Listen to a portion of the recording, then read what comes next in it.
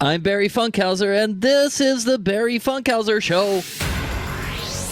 Here's what's going on today. The Supreme Court is going to hold a hearing on the president's student debt plan. A Texas judge is going to rule on the abortion pill that's used by millions of women. And China is infuriated by the lab leak theory while simultaneously pointing its finger at us. And with me, as always, is General Know-It-All current events guy, Joe. Hello, Joe. How are you? Oh, you didn't say it. I didn't say what? White rabbit, white rabbit, white rabbit. No, I forgot. I got it this time. Well, I didn't get this time. Good job. You know what? I totally forgot that it's March 1st. That's where I am. That's where I am in life right now. Oh, I have been working on the premise that I literally just found out 5 minutes ago that it's Wednesday. I've been working on the premise that it's Tuesday, February 28th, all day long. Or Wednesday, February 29th? Yeah, I mean, sure. I knew it wasn't a leap year because anyway. Yeah, I have been backward all day long. I have been living in the past. I have no idea. I don't know. I woke up and I just started doing some stuff, and I just never really looked at the date, and in my head it was Tuesday, February 28th. So I just went with it. I think it was all this weather that we've had and the rain. It's really slowed us down, and all the days combined into each other. And February is typically kind of a boring month anyway. You know, everything kind of gets together. You're dealing with your taxes coming up, and I haven't even started on that vacations yet. And what you're gonna. It's always what you're gonna do next in February. It's like, what am I gonna do next? It's the planning month. Yeah. So yeah, I just got caught up. Maybe I didn't get enough planning in. I'm not ready to actually execute now. So that's why I was hoping I had another day. But no, I was totally lost. I guess it's March now, right? March, white rabbit, white rabbit, white rabbit. There. Good. March 1st, done. Good. White rabbit, it all good. I guess that counts. Luck is our way. Okay. All right. Well, let's get into some news today. The U.S. Supreme Court will hear President Biden's proposal to forgive $400 billion in federal student loan debt. Challengers in 6 Republican-led states say it's an abuse of power that bypassed Congress. Here's more. Listen. This is one of the bigger cases this term. It's another clash between Republicans and President Biden, who made it a campaign promise to address student loan debt. But the question is whether he went about it the right way, or whether on an issue this big involving nearly $500 billion that Congress has to sign off. Now, under the plan, up to 43 million people would be eligible for some student loan debt relief. People making less than $125,000 a year could see $10,000 in debt forgiven, and people who got Pell Grants could get up to $20,000 forgiven. The Congressional Budget Office says the program will cost more than $430 billion. After President Biden announced the plan last August, 26 million people applied before lower courts put it all on hold. Now, today, the justices will hear 2 different challenges. One is by 6 Republican-led states who say the program will cost them money. And in court papers, they say it's a, quote, breathtaking and transformative exercise of power. The other case is by 2 students who say the program should do more to relieve student debt. Now, the president himself initially insisted this was an issue for Congress and that he couldn't do it alone. But when Congress failed to act, he had a change of heart. And today, his lawyer will argue that federal law does grant him that power. It is unclear when the justices will rule on this, but we expect a decision at some point by the end of June. Okay, so this affects a lot of students that are in debt. I really don't understand how it got to this place, because I thought that we're supposed to get a good education, and I'm just shocked that, 10, 15 years go by and people who have gone through college and have, had a grant or have student debt, they're still paying it off all these years later. It seems very criminal to me, just in general. Like, I don't think you should touch education. Am I wrong? I'm not This is a thorny Go ahead, question. Joe. You are not wrong, but I think you need to take a seat, Barry, because I'm about to give you a lesson. Here we go. Whew. All right, I'm gonna All right, bring out teacher, my. give it to me, man. I knew you would know, so spill it. Do you bring your whiteboard? Yes, Katie Porter style. I'm gonna whiteboard it up. Here we go. Okay, so this is a major issue. If you guys all didn't know, it affects about anywhere from 26 to 43 million American adults, and it's about 400 to 500 billion dollars that would be wiped away in student loan forgiveness. Okay.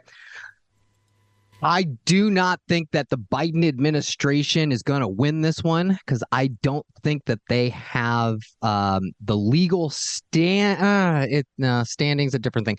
They do not have the backing of the legislature that they need to dispute the major questions doctrine. The major questions doctrine was pretty. The major questions doctrine was defined by Chief Justice Roberts pretty eloquently. Basically, he said that here's the quote. If you're going to give up that much money, if you're going to affect the obligations of that many Americans on a subject that's of that great controversy, they would think that's something for Congress to act on. Basically, what the justices are saying is that Biden, with this executive order, is trying an end run around legislation. This has such a financial consequence of $400 to $500 billion. It's so expensive that something like this needs to go through the legislature. That is the separation of powers argument that these plaintiffs are bringing up. Even liberal justices, Elena Kagan was like, "Yeah, guys, I think that the plaintiffs have a pretty strong case here that this executive order is just way too far-reaching." I actually tend to agree. I do not like legislation by executive order. That's not the way our government and our legislature was set up to work. And it's harmful on both sides. Like when Trump was in office, all the liberals were screaming and yelling about all of his executive orders as being undemocratic and bypassing legislation from Congress. Biden is doing the same exact thing here. It's like he couldn't get the legislature to say, hey, let's just give a blanket loan forgiveness for all of these people. And instead is like trying to use an executive order to solve this problem. And yes, it's a problem. Like schools are just way, way too expensive. And student loans are just like crushing people under that debt. It took me, I didn't even take all that. I mean, in the grand scheme of things, I didn't take out the amount of loans and I didn't borrow as much money as a lot of people, but I still borrowed 20 grand to get through school. And that 20 grand, I haven't made like tons of money in my life. I've worked some pretty cool jobs, but those cool jobs didn't necessarily pay a whole lot. So it took me 12 years to pay off my loans. I got some delays a couple times for financial reasons. But it was tough. It was really tough to like have to pay that amount of money every month. 5 years after college, you should be done with all of that.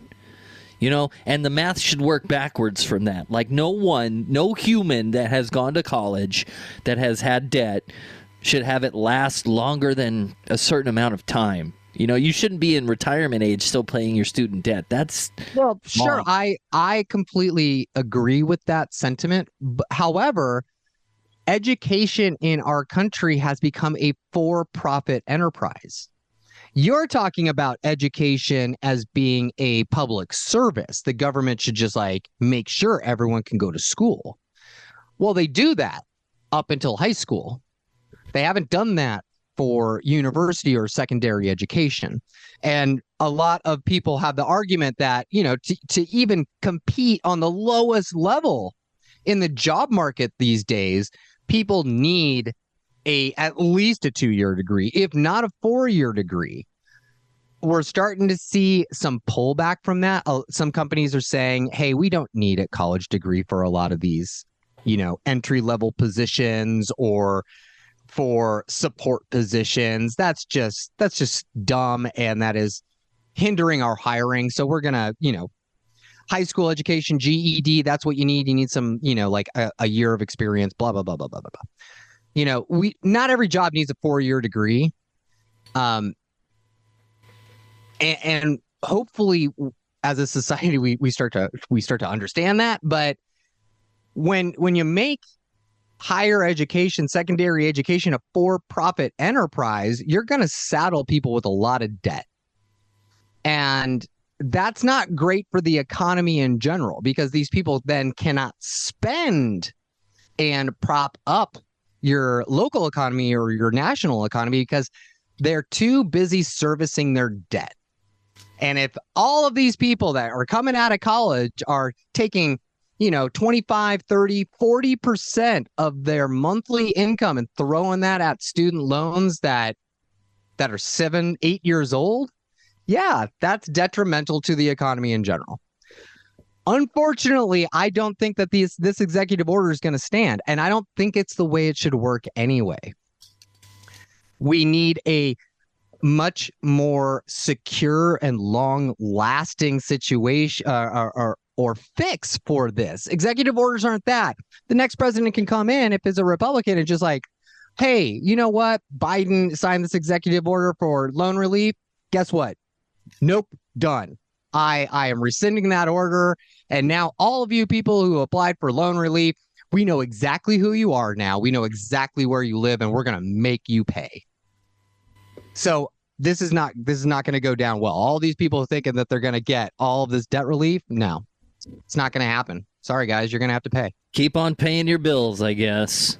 Yeah. Oh, yeah. Definitely keep paying your bills. Do not think that you're just going to get debt relief and stop paying. That's going to be even worse. If you have stopped paying your student loans thinking you're going to just get all this debt relief, if it doesn't happen, now guess what? You didn't pay your loan for 6 straight months. You know, now you're in default. That's not good. So please, you got to keep paying your debt. It's going to, you know, until something is actually concrete and you get a letter in the mail that says, you know, whatever, Bank of America or Wells Fargo or Citibank has forgiven your debt. Until you actually get that certified letter, keep paying your bills. Hey, man, I went to community college, so I'm all set. I am unemployed and a 2-year member of community college. That's where it is. I feel like I'm the average American.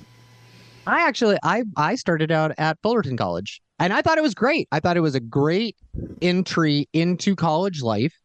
All of those first and second year entry level classes, you don't need to pay university prices for that. No. Yeah, dude, I went to Ventura and Moore Park College, and then in my 3rd year, I got hired for CBS LA, and I was like, well, I was going to go to college for this anyway. Might as well just do it.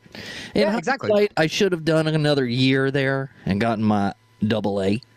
But I considered my first job college because I learned everything there. So right, and what's an AA going to do for you now that you're 20 years of experience? Yeah, probably not much more than the experience did for me. It's probably the same, wouldn't you think? Yeah, exactly. You would have to go back and take 2 years of a trade school and get like an AA in a different field for it to have any kind of impact. Are you saying I too can become a nurse? You too can become a nurse, a registered nurse. Yeah. Wow. Just call this number now. Yeah. Oh man, we need a lot of people in those industries that have all gotten burned out from COVID.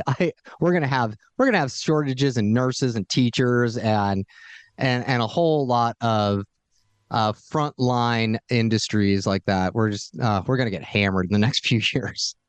It's not gonna be good. Okay. Anyway, Well, yeah. Go to more school. Go to bummer. school. Yes, please go to school and Rack up that debt. yeah, you'll pay for it later. All right. Well, today's show is brought to you by The Canine Adoption and Rescue League, saving all breeds in Southern California since 1996. Adopt, volunteer, and donate at carldogs.org. All right, more news today on the first of the month. Get up, get up, get up, get your checks and come on. Wake up, wake up. You know Bone Thugs and Harmony, Joe?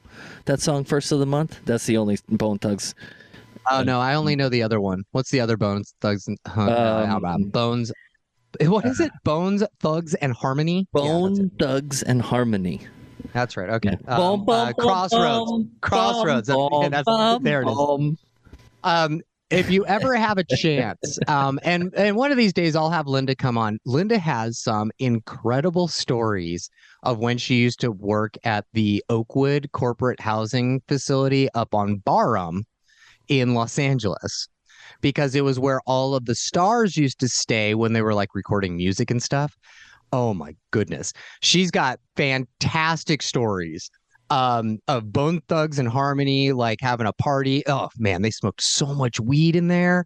There was also, she was there when Rick James died at the Oakwood. Crazy. She has crazy stories of like. Yeah, let's get her on. We'll get her on to talk about all the crazy Oakwood stories of corporate housing. Yeah.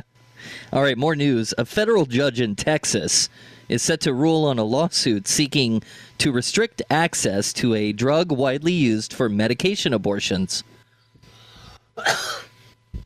The decision could be the most consequential ruling on abortion since Dobbs and undermine the FDA approval process. Listen. Dr. Kristen Brandy, an OBGYN in New Jersey, is nervous. The Texas federal court ruling could mean drastic changes for her patients. If this lawsuit bans this drug, how would that affect patient care? It would be devastating because a lot of people rely on this medication.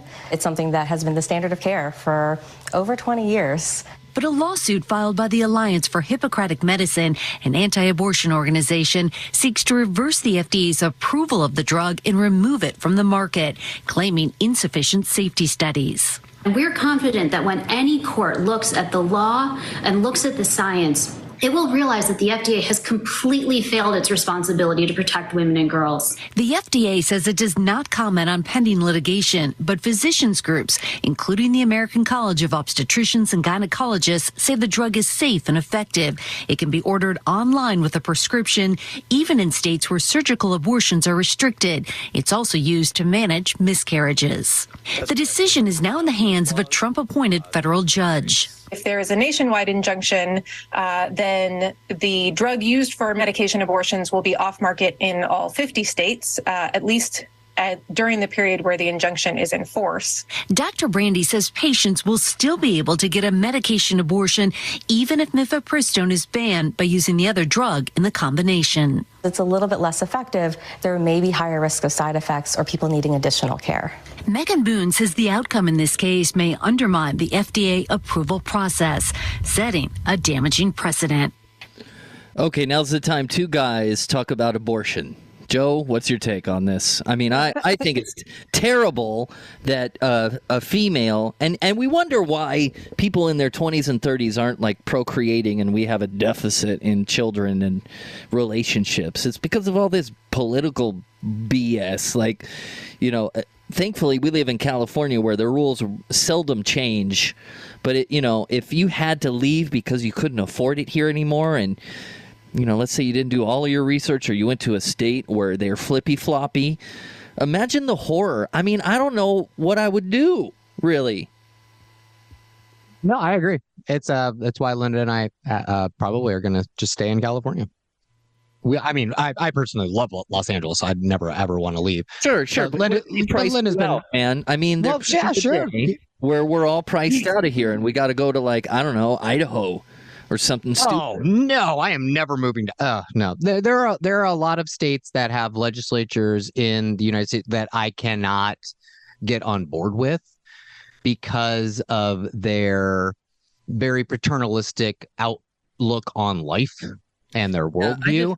I just feel about these women who have no choice. Like their aunt or uncle or family member is in like, Texas, and they have to be living there for certain. Yeah, I get it. Duck. I just back to this specific case.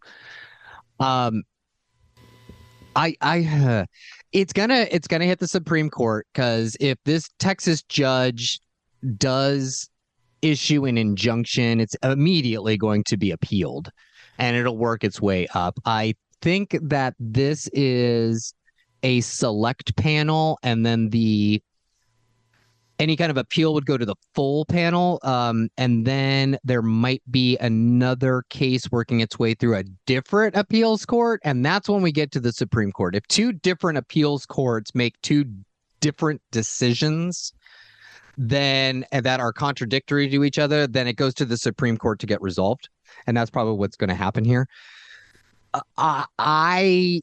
It really comes down to not the specific drug and not what the drug is actually used for. The case is hinging on how the FDA approval process worked in approving this drug as safe for use for certain instances. Abortion opponents are going to pull out any kind of bullshit that they can to impose their viewpoint on everybody else. And it's a very religious minded viewpoint. And you got to remember, not everybody in the United States is necessarily religious.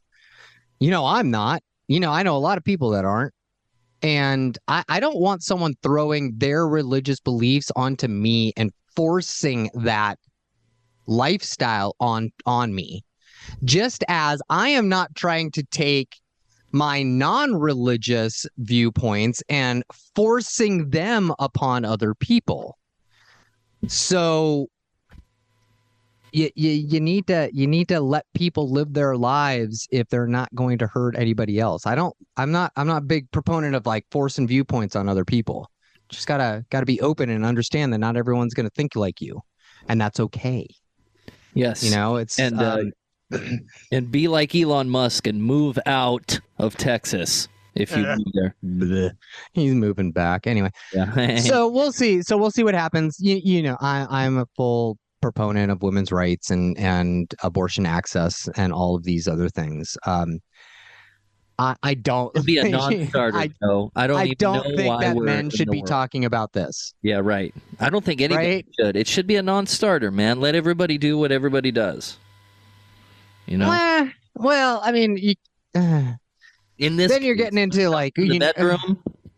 Well, and then you're getting into like issues of personhood, and when does that start? And do women actually have control over their bodies, or is this new person that they're growing have their own individual human rights and blah blah blah blah blah blah. It's all very technical and all very it gets people real fired up. Talking about abortion in any context just gets people fired up. So this is a tough one. What we really need to do is we need to get a female medical professional on the show so she can tell us a perspective from that angle. Okay, let's make a deal, Joe. If you or I ever get in a situation where we need a female nurse, we'll pop the question. I mean, it'll probably happen to me before you, because the chances of me being stung by by several bees this spring are high. So if I find myself in front of a female nurse, I will ask her to come on with her perspective. Oh, I actually, my general practitioner is really, really cool. I should actually ask her on. Dr. Michelle Garrido. in the Los Angeles area. She works in the Valley. She's part of the Lakeside Medical Group, I believe. She's awesome. If you are looking for a doctor in the Valley in Los Angeles, Dr. Michelle Garrido. She's your go-to. Dr. Plug. She has amazing taste in shoes.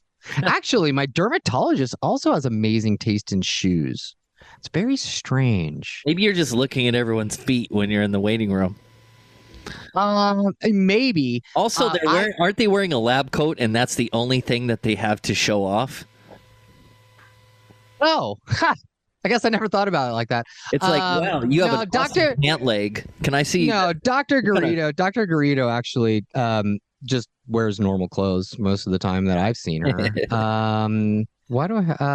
Dr. Candle, Elena Kendall, in dermatology. If you're looking for a dermatologist, she is in the Sherman Oaks area. Also a wonderful, wonderful doctor. I actually have this thing where I prefer and tend to seek out female physicians. I find that they are much more engaging and actually listen a whole lot better than male MDs. I almost refuse to go to a male doctor if I can help it. They're so pretentious. Okay.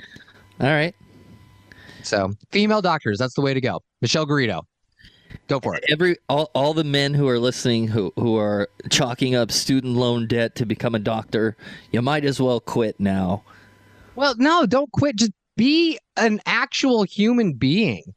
Like, the thing that I have gotten with male doctors is they just don't care to listen to you at all. You are every single male doctor I've ever had just looks down upon their patients with contempt. Why am I here? Why am I even dealing with you? You're stupid. You got this. Go here. Here's a prescription. They don't care. And it really does translate. It's not good care if the doctor is like, you're an idiot, blah, blah, blah. I can maybe give you 2 minutes of my time. No, that's stupid. I understand doctors have a lot of turnaround, but if I'm coming here and I'm paying you money to see you and talk to you about my health, you got to give me 15 minutes of FaceTime. That's all I'm at. 15 minutes is way too much for most doctors. And that's sad.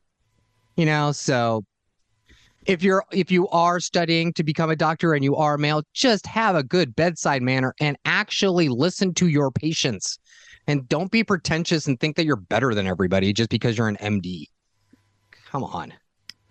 There. So, okay, I'm done. Are you done? I'm done. Sorry. We're someday in your future, there's going to be a podcast-loving doctor that stumbles upon you and goes, "Oh, this is the guy that ruined my podcasting adventure." And now he's playing here before me. He wants a female doctor. Not today. Sure. Okay. All right, more news. And it's so political today. I'm sorry to say, but for some reason, there's no fun news, man. So here's another one. And get ready to get back on your soapbox, Joe. All right. The Department of Energy's low confidence assessment that COVID-19 was most likely originated from a laboratory leak in China is still a minority view within the intelligence community.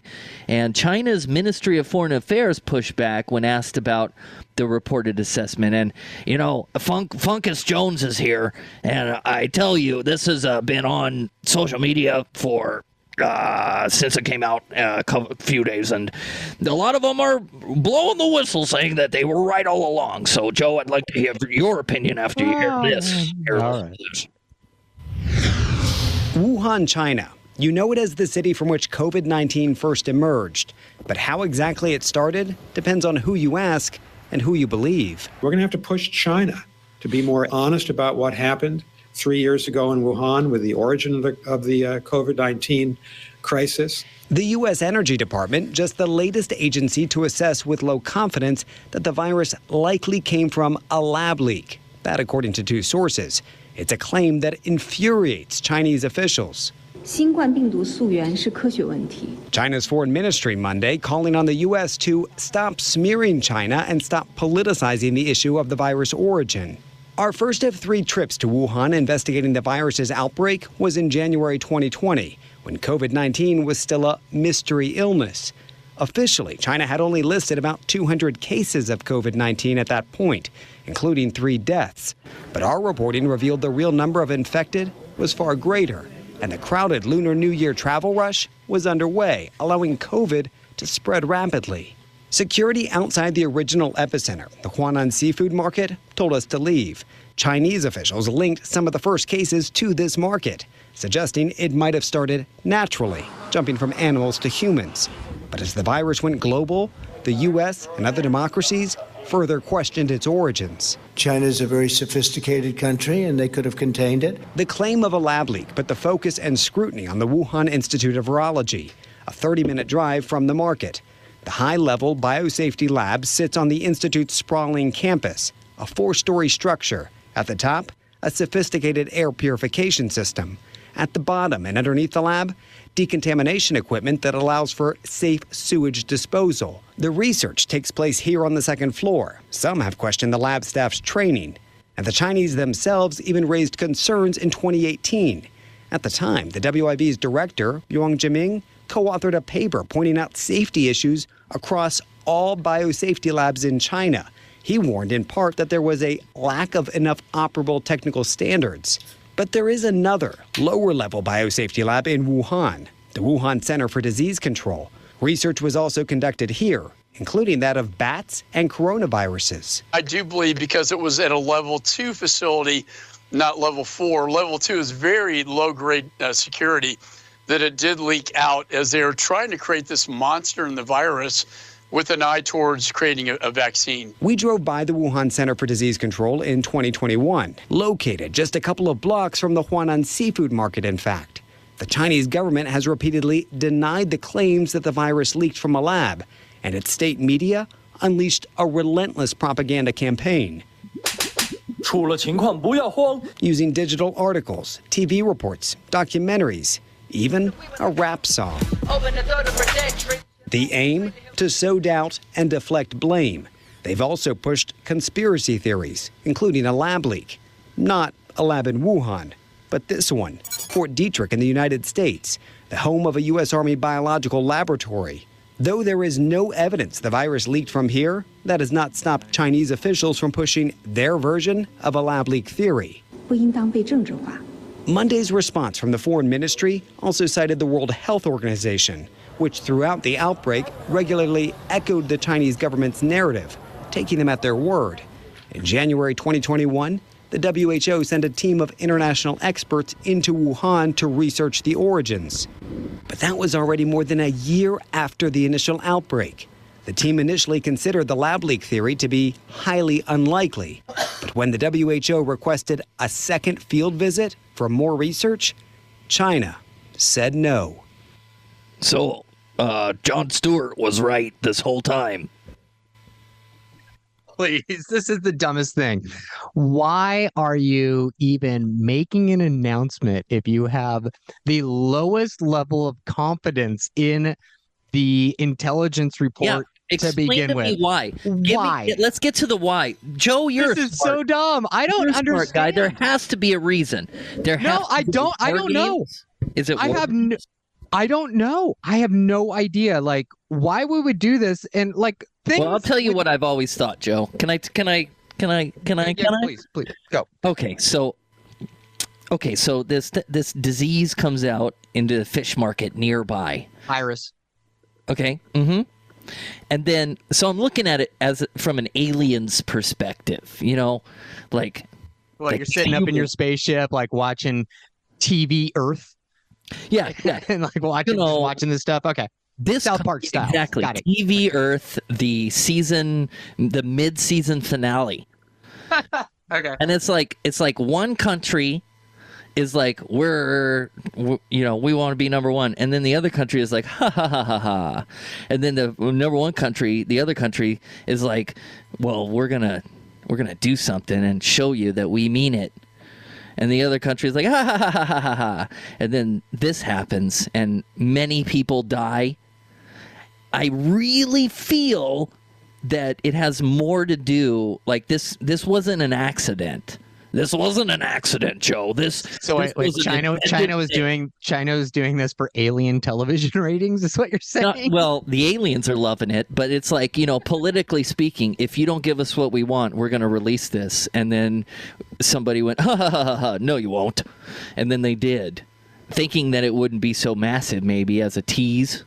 And then it happened. It just feels so conspiracy based, where this was no accident, Joe. This did not happen by whoops. I accidentally swallowed a fish and I worked at the lab.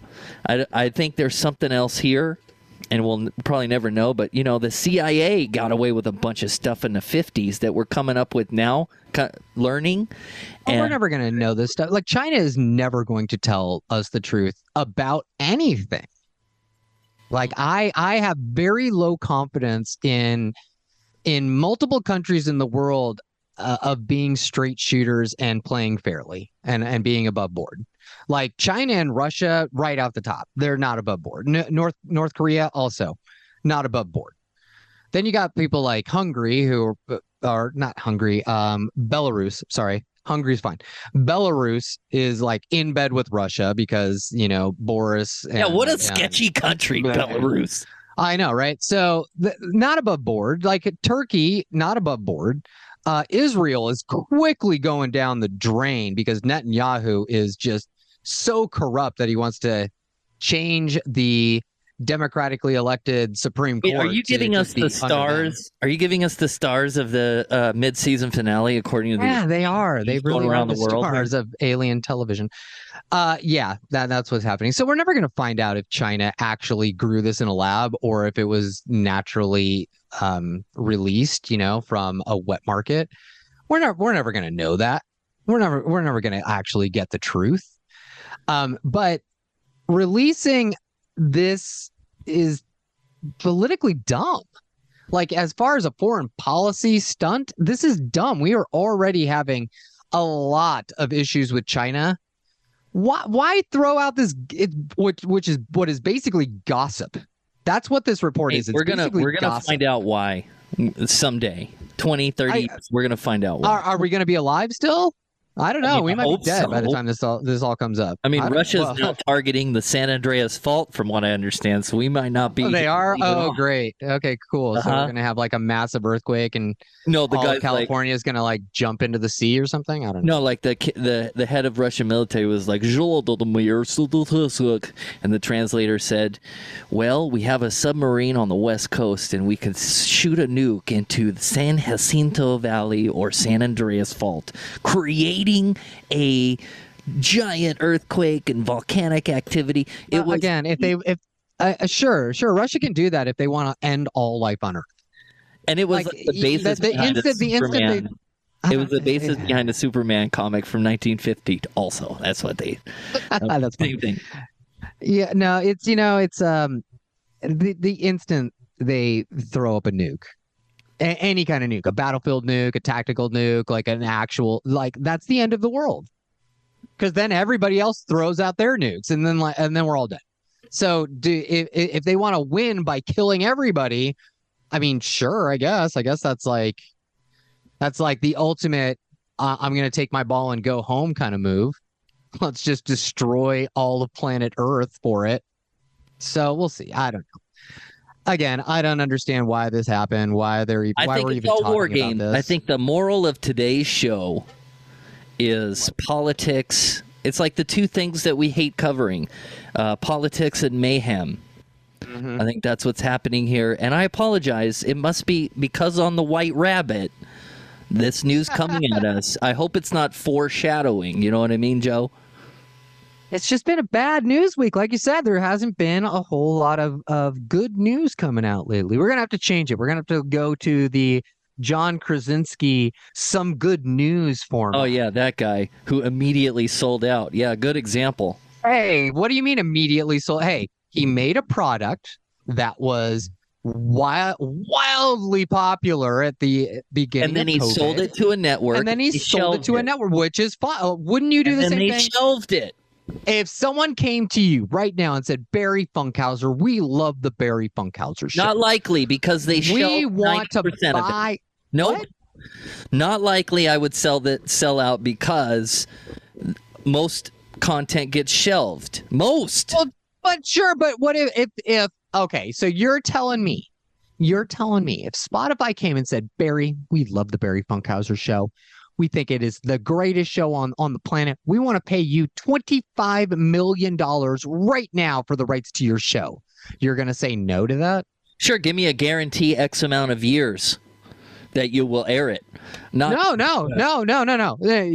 of that. That is all out of your hands. No. Once you then I will not. You're do that. telling. So you're telling me you are going to.